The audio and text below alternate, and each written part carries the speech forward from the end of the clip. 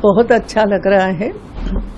पहली बार जो सतत विपक्ष में रहे ऐसे पार्टी की तीसरी बार सतत कंटिन्यूअसली सरकार बने और माननीय मोदी जी तीसरी बार प्रधानमंत्री बने।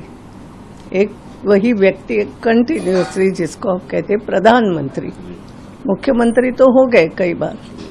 ये वास्तव में एक बहुत विशेष बात है। और दूसरी बात ये है कि काम के आधार पर जो उन्होंने लोगों के लिए काम किया, जिस तरीके से उन्होंने भारत माता को एक ऊंचाई पे ले जाने की बात की है, वो लोगों ने समझ करके एक प्रकार से उनको वोट दिए है या उनके लिए कल्पना की है कि यही प्रधानमंत्री बने। ऐसा व्यक्ति मोदी जी आज है, ऐसा मुझे लगता है। तो 400 ये बात तो सही है, गठबंधन की सरकार है, लेकिन कमजोर गठबंधन नहीं है। पहली बात तो ये है कि अटल जी के समय भी हम केवल 184 थे, यानी बहुत बड़ा अंतर था। तो बहुत बड़े गठबंधन पे हम निर्भर थे। अभी आप देखो तो 240 है, यानी केवल बहुमत के लिए 30-32 सांसद ही कम है, यानी ये कोई बड़ा आंकड़ा नहीं मैं मानती। और इसलिए ये जो गठबंधन है ये सभी लोग समझते हैं। और कांग्रेस के पास तो है ही नहीं, 99 है, 100 भी पूरे नहीं है सच में देखा जाए तो।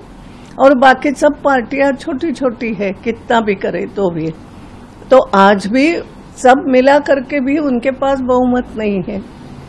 और इसलिए ये एकमेव पार्टी है भारतीय जनता पार्टी, सबसे बहुमत वाली, अच्छे बहुमत वाली पार्टी। और फिर गठबंधन भी करना पड़ेगा तो वो कोई बहुत सारे दलों के साथ या बहुत सारा ऐसा नहीं है।